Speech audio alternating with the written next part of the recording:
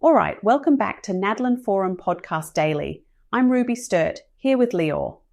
Today, we're diving into something that's got everyone from accountants to, frankly, my mum's book club buzzing. This big old change to the SALT deduction cap under what's charmingly called the One Big Beautiful Bill Act. Rolls right off the tongue, doesn't it? Yeah, it's actually a much bigger deal than people think. Starting 2025, the state and local tax deduction, the SALT deduction right, jumps from $10,000 up to $40,000. That's 4 times what you used to get back, but only for those who itemize their deductions, obviously. Right, and to set the table, we're talking about the taxes you pay at the state and local level, so your property tax, sales tax, income tax, they all go in the SALT bucket. The more you pay, the more you can now deduct come tax time, up to 40 grand, as long as you don't run out of deductions before you get there. It's a pretty massive deal, especially if you live somewhere that's notorious for high taxes. Although, can I admit something? Go for it, Ruby. So, growing up in rural Australia, I used to watch American TV and they'd have these debates about property taxes, like just going at it, as if everyone had a mansion and a massive lawn. I genuinely thought every American had a pool and paid more in property taxes than my family earned in a year. Took moving here to realize, nah mate, it's literally just some places. But wow, when the taxes hit, they really hit. I still laugh thinking about how confused I was trying to figure out what deductible even meant as a teenager. Anyway, that's my roundabout way of saying this new cap. It's not just numbers. It's real difference for some folks. That's a good point. A lot of people outside the US, or really even people from states like, Florida or Texas, they're not used to these extreme differences. That's why this cap increase is all over the news. It's going to have ripple effects for a lot of homeowners, but only in certain states. So the big question, right, is who actually stands to benefit the most from this hike? And it's not equal. Not even close. New York is kind of leading the pack. Your average homeowner there, they stand to save over $7,000 a year. That's huge. It's enormous. And it's not just New York, California, New Jersey, Massachusetts. Those are all high tax states where homeowners could see savings from about $3,800 upwards of $4,000 every year. But then if you're somewhere like South Dakota, Alaska, or even Nevada, low tax paradise, you're looking at maybe $1,000, maybe a tick over from this whole thing. I mean, that's nice, but it's not game changing. Exactly. The real winners are folks living in expensive homes in the high-tax states.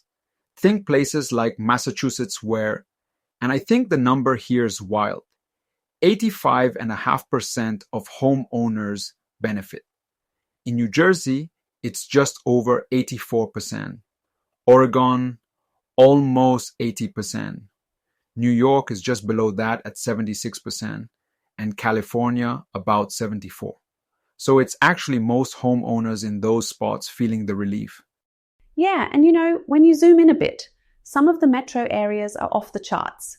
Like Nassau County, New York, people there can save about $7,200 a year.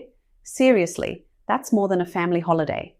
San Francisco, San Jose, and NYC are right up there too, with savings between $5,400 and $6,800 depending on your zip code.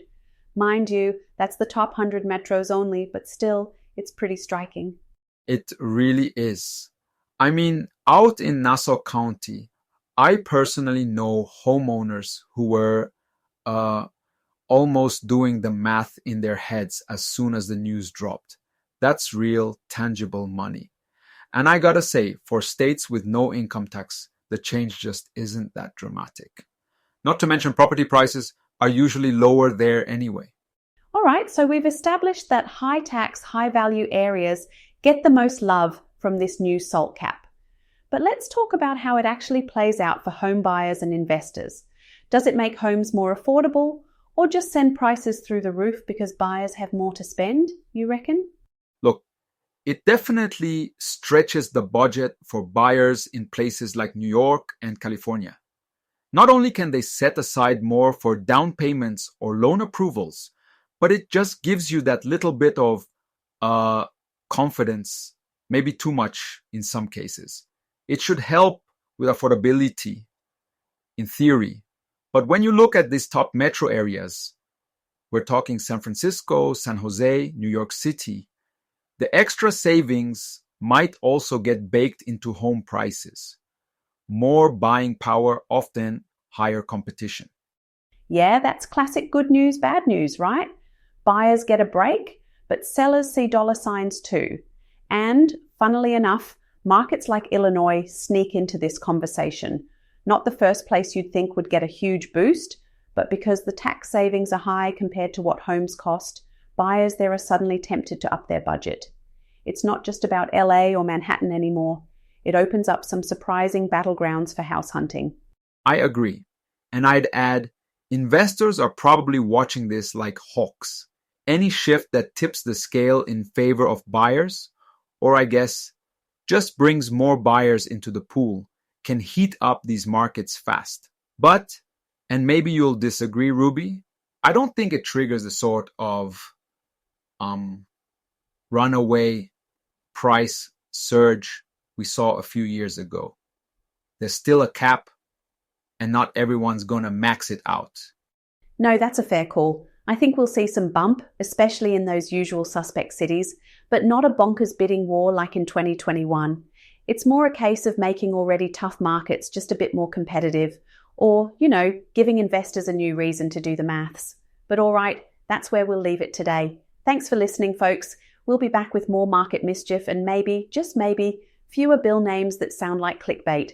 Liar, always a pleasure sparring with you. Likewise, Ruby. Take care, everyone. See you on the next one.